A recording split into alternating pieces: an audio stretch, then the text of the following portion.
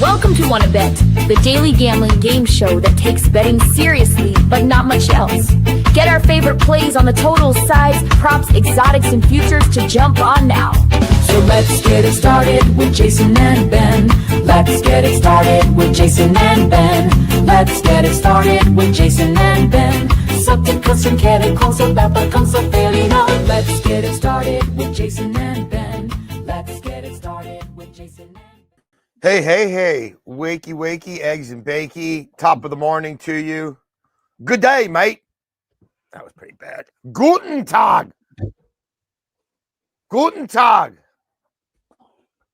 Yeah, we're back on the Bavarian Giants today. And when we're on the Bavarian Giants, we rock a Bayern Munich jersey. Thank you for waking up early with us. I've got a lot going on today. Ben was nice enough, the brains of this operation, to accommodate and get us on the air early. So we got you covered. A lot going on in the world of sports. We got early kickoffs in the EPL and Die Bundesliga, in NCAA football. We've got the MLB next round, ALDS, NLDS kicking off. It's a lot. There was not as much yesterday, Beltway Ben, but as always, let the people know how we did, please, sir. Fine, sir. Yeah, look, love our Cherries winning that match. What a banger from Patrick Kluivert's son. Wow. I could have done without the third goal, though, Beltway Ben. In the 96th minute, on a little bit of a break, and the winger could have just dribbled to the corner flag and run that game out. Instead, he sent the ball through. Another nice finish. So we got 4 goals in that match. 2-1 would have been perfect. So we don't hit that one. But the Bournemouth Cherries are a team we've got to beat on, and we will be playing them in the future. A lot of stuff we gave out is for things that didn't happen yet because there wasn't a ton going on last night. How was your Friday night, Beltway Ben? And I got to listen to you and Cordell some on the radio. Good stuff as always there with the fresh take. 105.7 The Fan in Baltimore. Absolutely. Appreciate it. Yeah, we had a good show, 6 to 8. But no, it went very well. We had Kalia Copper over 15.5 points. She cashed in the first half. She had 19 points at halftime. And then we had a play from earlier in the week. So we were up 2 units. We had a play from earlier in the week. San Jose State on the money line at -130. Ken got a big win last night in conference against New Mexico, who, again, it was one of those spots where I told people, like, you're going to look at records and people are going to just kind of say, oh, I like them. They're 3-1. They're 1-3. Let me take them. He went out there and they hammered them. I mean, it wasn't really even a close game. So that was a good win for us. We cashed 2 there to go up 2 units yesterday. Wonderful. Beltway Ben's on the heater. I am plugging along, treading water here, trying to end the cold slump and get hot. Feel good about this weekend. I'm still not over the Rams game, but what are you going to do? Should have been a big cash rush. You get all our plays in real time on the Super Discord. Whenever Ben or I or our buddy Eric Casillas make a bet, we log it, registered, put it in the Discord. We can discuss it with people, break it down for you, whatever. And a hoodie update. Katie Mox, who's not probably watching, just keeping it real. Your hoodie's on the way. And our buddy Jeff, who I guarantee you is watching. Hopefully, I'm hoping with a lobster omelet, Beltway Ben. You're probably scared of that. There we go, Jeff. Your hoodie is on the way, brother. It is making its way to the great Midwest of the U.S. I'd like to ship a hoodie to Europe. Anybody like in the, I don't know, the Midlands or something, somebody in Middlesbrough who's watching this show, give us a shout. I'll ship you a hoodie. We got a few left. So there you have it. That's what we have cooking on the Discord.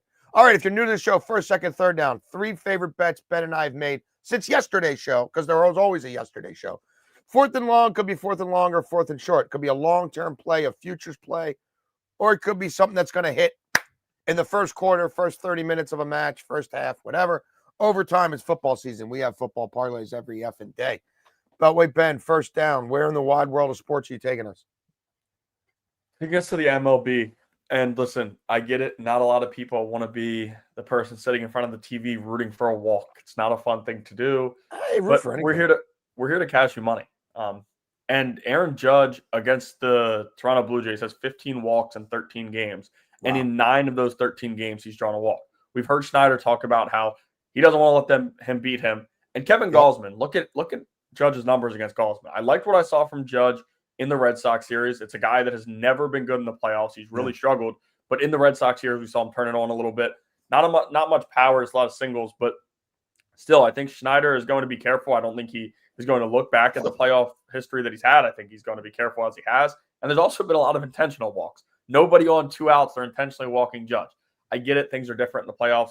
But, I'm not relying solely on an intentional walk. Guys are going to be careful with him, especially Gosman, who was really, really struggling against him. Gosman has walked a batter in 9 of his last 10 and has 2+ walks in 4 of those. If he walks 2 guys, I'm pretty confident Judge will be one of them. He's got an 18.8% walk rate on the road compared to 17.6 at home. So I do like Judge to walk today here at plus or at minus 140. Excellent.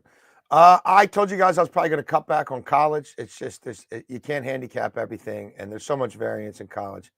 There's a lot I didn't like, but there are certain teams that I'm going to remain steadfast in sort of investigating and seeing if I want to put my money on them. And we haven't hit everything we've bet on Navy, but we've been pretty good. And it's Navy off a bye against an Air Force team that just got emasculated by Hawaii. Air Force cannot stop anybody at any time, running, throwing, whatever. It's a rivalry game. Again, it's Navy off a bye. It's a weird early kick for Air Force. I just think we get points here. Air Force is 4-0 to the over, Beltway, Ben. I'm going to give you the closing number and then how many points were scored. 52.5, 79. 51.5, 84. 51.5, 79. 54.5, 62. They've allowed 44 or more have the Air Force Academy in 3 straight games. Both these defenses suck. Both play an explosive version of option football. And Navy's 3-1 to the over. Rice has their number a little bit. Like Rice beat them last year, which I was stunned by. I thought they were going to boat race Rice. They got up 21-0 on Rice, then couldn't score anymore. So, the only reason they're not 4-0 to the over is because Rice has the secret sauce on them. But, 65, 60, 59, that's where their point totals usually are for the game. And I don't think Navy's got a chance to be ranked. I think if Navy can hang 50 on these guys, they will. So I really like this over. If you're dying for another college play, I like Troy on the money line. But I don't like it enough for it to be an official play on this show. Second down, my friend. Yes, second down. We will go to college football again. Real quick, I told you, would you eat a lobster omelet? You wouldn't eat a lobster omelet. I probably would. You would? Yeah, I probably would. Like crab meat and lobster in an omelet? Yeah, I definitely would. How about this? You hit something that pays off 10 or more to 1, and I will make you a lobster and crab meat omelet and bring it into work. Okay. I will do the show. I'll make it. You know what I mean? It'll be done by 1 o'clock. It'll be nice and warm. Put it in a Tupperware. Bam. Right to you at the radio station. I like that. Further motivation. It's what we do. We dine the carrot here, Beltway, Ben, not the stick. We're big carrot guys. Now. We like the stick too. Not with you. With my real kids. Not my surrogate betting kids. All right. Second down, I'm going to go with Cincinnati on the money line. I told you guys earlier in the week, and again, you won't see a graphic here, but they play Iowa State at home at noon. Iowa State, 14th best team in the country, ranked-wise, and Cincinnati's unranked. Everybody sees that. You look at the board, and it's the easiest public bet for somebody to say, a ranked underdog, I'm taking them. And they're probably going to be around plus money on some books, but on FanDuel, they're not, so I just played them at minus 116. I think Cincinnati is going to get it done today. A lot of people are looking at Iowa State. Their pass defense sucks. If you look at some areas, that Kansas State win, as I said earlier in the week when we gave them out on a parlay, which still has life, it's not as impressive as it was. When they beat Kansas State, we were all saying, wow, this team might win the Big 12. Rocco Beck hasn't been as good as some probably expected he'd be to this point. So I do like Cincinnati to win today. I like what I saw from them last week. Their offense was really, really moving it well. And then you go to week 1, like that loss to Nebraska. I mean, that's not a bad loss. It was basically a home game for Mahomes Jr. And yeah, they were right in it. And quite honestly, they got the ball across midfield and were probably 5-10 yards away from having a game-winning field goal to tie it. Quarterback chucks one down the field and it gets picked off. So I do think they fix things here. I trust Sorsby. I trust all of those guys. I think Cincinnati wins on the money line at home against Iowa State. Excellent. Second down, we are going to the Premiership. And we like Brighton. We like Brighton a lot on the road. Brighton was a top 6 EPL team getting results on the road last year. We like the way they've started this year. And Wolverhampton does not scare us. I said it before, I'll say it again. I think when it's all said and done, not only are the Wolves in the drop zone, the Wolves are the first team to get relegated. I don't think they have much of a strength. And I also think that they're being overvalued here because of the 1-1 draw they got with Spurs last time out, which I think flattered them. But I think they're conceding at least twice. If you want to play Brighton -1, I wouldn't be mad at you at all, especially if they get an early goal in this one, and I very well think they might. I think Wolverhampton craters, and there's an opportunity for Brighton to win this thing by 2 or 3. But, like, I'm looking at a Wolves team that, lost 3-1 to Leeds at home, a just promoted Leeds United. Everton banged 3 on them at home. That's problematic. Struggled with West Ham in the Carabao Cup. That's a bad West Ham team. City 4-0. Like, City's not special. I've been telling you guys that. That's why we've been fading City in the Champions League. Like, they're a good squad, but Pep's not out there trying to beat people 4-0. So I just think this is a great spot for Brighton. However, the Wolves do score. I mean, if you look at the BTTS,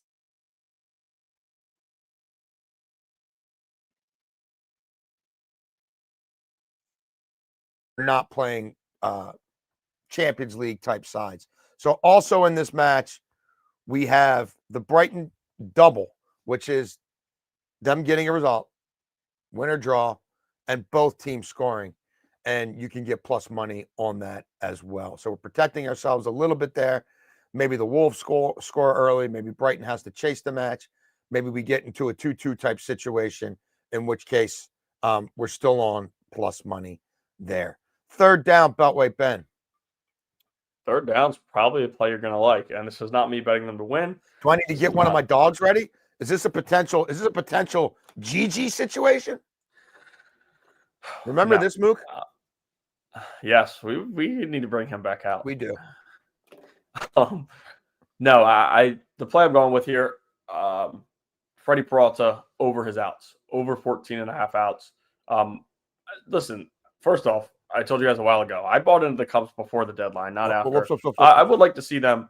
I would like to see them beat the Brewers just so I could talk big time, but we'll see. I think it'll be an interesting series. But on top of all of that, I do think Freddie Peralta goes over 14.5 outs. We need him to get 5 innings, and I get it. He's a strikeout guy, throws a little wild sometimes, and his pitch count goes up. But he has been Cy Young at home. Like, when he pitches at home, he has been damn good. He's also had a lot of success.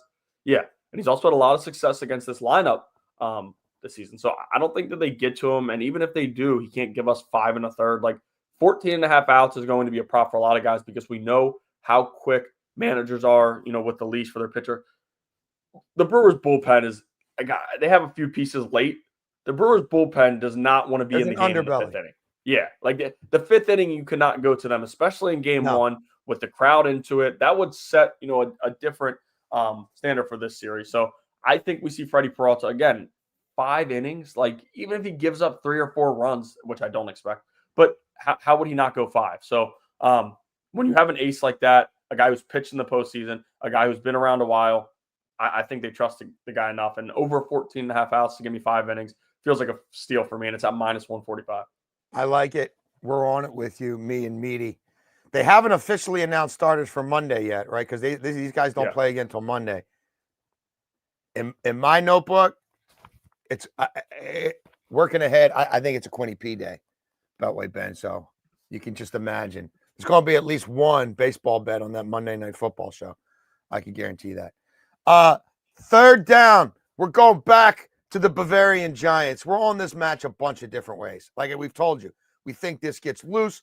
It wouldn't shock me if there's 8 to 10 goals total in this match. Like Eintracht Frankfurt, they want to score 3, and if they have to concede 5 to get the 3, That's what's happening in the Champions League and domestically. It's Bayern's chance to go nuts before an international break. All their matches are going over 5 goals. They're scoring at least 3 goals in every Bundesliga match. I mean, again, we're at what, 5, 6 match day? This is match day 6. They've already scored 22 times domestically. Harry Kane's got 10 goals in the Bundesliga already. They're winning this match. They are, look, they've conceded 3. They could have conceded 5 or 6 easy at home in the Bundesliga. I do think Frankfurt, with all their attacking options, finds a way to get one, even if it's kind of ugly, like the 5-1 loss to Atleti, right, in midweek in Europe. So that's our both teams to score. And yeah, like if you made me guess a scoreline on this match, I think it's 4-1, maybe 4-2, maybe 5-2. So there's a lot of things you can play with. Go watch if you're interested. We've got other plays all week long on this one. This is one we had circle when the fixtures came out. Fourth, are you fourth and long today, Ben? Are you fourth and short? Are you fourth and medium? I say fourth and medium. I don't know really how to explain it for what fourth I'm doing and mid? Here. Would the Fourth kids and say wake fourth up. and mid? Some of the kids do say mid. Mid is not like one of the mid. other. Like I don't hate mid. I'll say mid. I don't I'll call hate people mid. I think mid's a good. I'm kind of term. 6'7" on mid. No, I'm not I'm doing 6'7" that. on mid. I do hate that shit, but no, the mid. I do like mid. I think mid is a good term because I think there's a lot of mid out there. But no, it's like I don't know how to explain it for our downs, right? I'm going Jerry Jeudy over 43.5 receiving yards, but it's early in the morning, so short. Yeah, that's fine. Hey, whatever, man. Early It's our show. We can do whatever we want. Early in the morning, you're gonna have to wake up for this one. 9:30. That's a great song by the Gap Band. I think you would like it. Old school funk. Write it down. Early in the morning, the Gap Band. Early in the morning, I will. Maybe I've heard it. I think you'll like it. I swear, I think you'll like it. Is it a popular song? We used to play the Gap Band on the show. There's a whole music folder that I don't think you have access to. I was about to say, I don't think I have access to. You always tell me. I don't think you have the real inside access music folder. No, I just have. Huh? No, we got.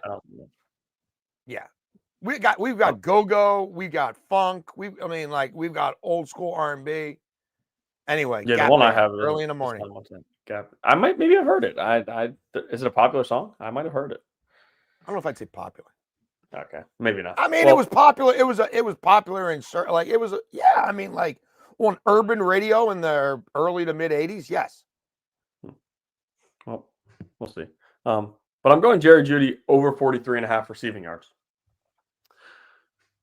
For whatever reason, Joe Flacco and Jerry Jeudy just did not, like, it wasn't a thing. I mean, Jerry Jeudy, we saw him really jump forward. And that was like last year. They have a wide receiver 1. This is a true wide receiver 1. He's going to be good. And then, like with Flacco, it just wasn't. And we saw the frustrations there. The easiest thing for Gabriel to do when he takes over is get the wide receiver 1 the football. I don't know how much they're going to be throwing it. That's what scares me a little bit. But Jerry Jeudy is a one-catch, 44-plus yard player. Like that. That's a guy who can make the big play. And we've seen him do it against good secondaries. We saw him last year against Denver, just completely terrorize them, which nobody was doing. So Jerry Jeudy's a different type of player. Can they hit him on a slant and him break one tackle, and he has the speed, he has good movement, he can go for 40-plus yards when we be in a good spot. I think Dylan Gabriel knows who his top target is. There's a lot of hype around Bond. Listen, when you're taking over in your first game in this situation, 9:30, none of your family there, in a bad against, really, to be quite honest with me, a good defense that is pretty scary. I think you're going to have to get wide receiver 1 involved. The tight ends are always a questionable play, but I think that the Flores defense are usually good against them, and I think that he will get the ball. I was looking at a rushing prop here for Judkins, but I couldn't pull the trigger at that high of a number, and I think they're going to be playing from behind. So I do like Jerry Jeudy over 43.5 receiving yards. Can you hear all this drilling? No, they've been not drilling in front of my house. I saw you pointing up, but I didn't hear it at all. I'm shocked that you didn't hear it. Like all summer long, they've been doing it. I've been waiting for you to be like, dude, what's going on behind you? When a guy takes a slant to the house, you know what they call that? They call it slanted and enchanted. No, they don't. They don't, but I do. I was about to say, I don't follow your music. Pavement fans out there. We need Jerry Jeudy to get slanted and enchanted. Fourth down for me, Beltway Ben. I have an NFL division winning parlay that I've given to you like 3 times this week and then been like, no, I'm saving it. We are going to give that out tomorrow because I think the odds are going to change drastically if we The don't. viewers get on just it got by a sneak tomorrow. peek, but the listeners on Spotify did not. What's that? I said the viewers on YouTube just got a sneak peek, but the listeners on Spotify did not because I put it up there. Oh, you flashed it real quick. Oh, because I teased. Oh, you thought I was gonna trick you and go back to it anyway.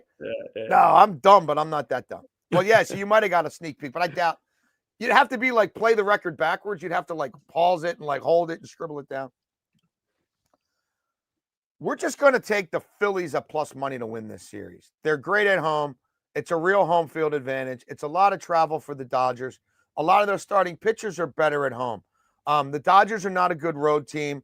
I don't like them starting Ohtani. If that goes sideways, you're already compromising your entire setup. And you have a compromised setup to begin with because Kershaw hasn't been in the pen, but now he's in your pen. And how are you going to use him?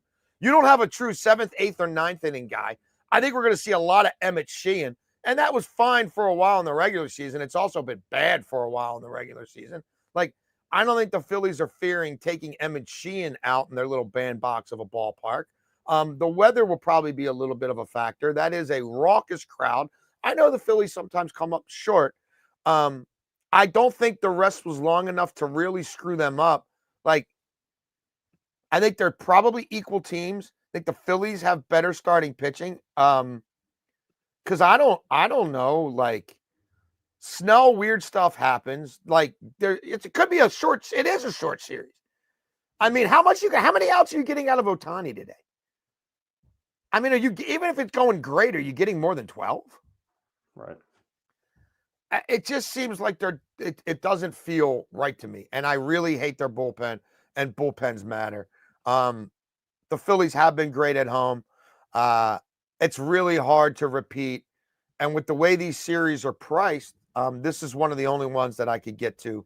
Do I think it should be more like, because of all the Dodgers hype, was I hoping it was more like plus 115 or plus 110 at least? No. But at plus 105, I'll take the Phillies. I think they have, again, even in some of these games, I think they have the advantage in the starters department as well as the bullpen. Would I love it more if they had Wheeler? Sure, I would. But that's life in the big leagues. Overtime. Yeah, we'll get first for overtime. We will get to a college football one. And I did see a comment that said, Ben, your plays aren't popping up at the bottom. Yes, my plays do not have the graphics today.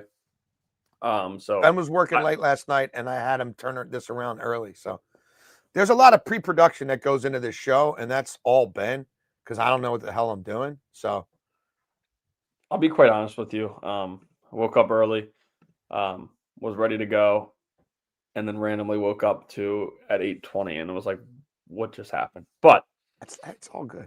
It happens.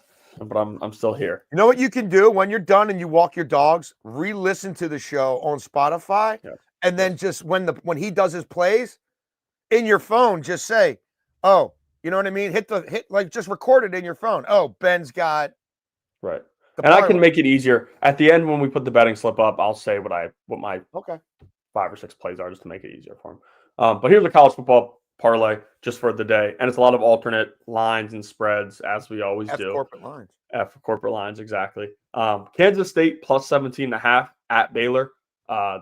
Listen, I don't know if it was on here. I think I banned them maybe, but I went back to them today just because I think it's a weird spot. They're on the road, probably better than they've played. And again, if they lose by 18 plus to Baylor, there's something else wrong. I probably shouldn't have put them in, but we did because that's how we do things here. Army UAB over 41.5. This isn't your old Army defense. Let me just tell you, Army defense is not good. UAB is even worse. So we need 21 out of each team. I think we'll get it. SMU money line against Syracuse. I love Brown. I love what Syracuse had working before Angeli got hurt, but that injury is really, really brutal and costly for them overall. I mean, it changes everything. We saw really, really bad quarterback play last week. It's not anything more than bad quarterback play, and SMU should get the win at home. Louisville on the money line against Virginia. This is one of those spots I talk about, a ranked dog, and people are running to put plus money in. Listen, coming into the year, if you would have told me Louisville and Virginia, one of them was going to be ranked, one wasn't, I would have said it would have been Louisville, but whatever. Virginia is ranked after the big win last week. And then the alternate over 36.5 Penn State UCLA. So Kansas State plus 17.5, over 41.5 Army UAB, SMU on the money line, Louisville on the money line, and the over 36.5 Penn State UCLA.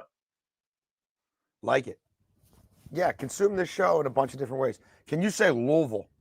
Louisville. Louisville. Louisville. Yeah, Louisville. I do like Louisville. I like Louisville. Louisville. I like how they say it. Time for me. We're going to do this week. It's kind of, I have a double overtime built in.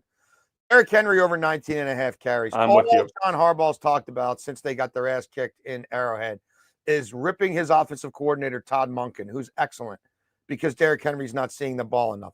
Derrick Henry had 8 carries last week for the Ravens. That's his all-time low in Baltimore.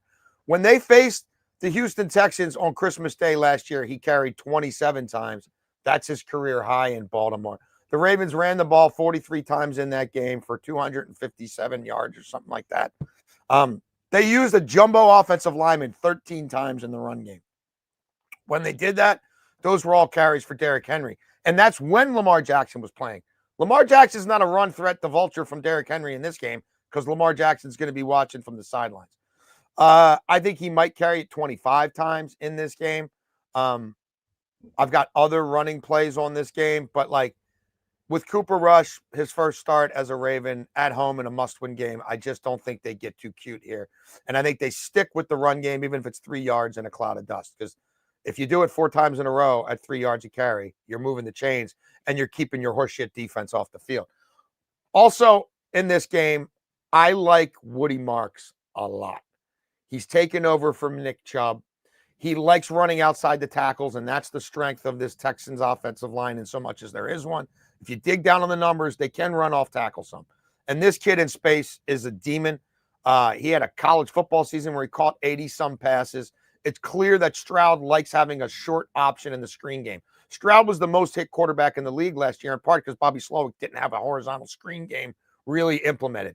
When this kid's on the field, he can take a house call on a 5-yard swing pass. The Ravens have already allowed 8 touchdowns to running backs this year. They've allowed 16 offensive touchdowns in 4 games. Even when Roquan Smith was playing, they could not defend running backs in the pass game at all. Pacheco had a walk-in touchdown last week.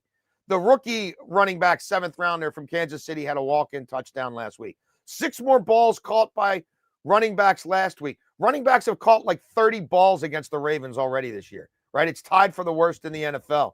And this kid does get fed by Stroud now that he's taken over for Chubb. He had a receiving and a rushing touchdown last week. I think he's going over at least 50 scrimmage yards in this game.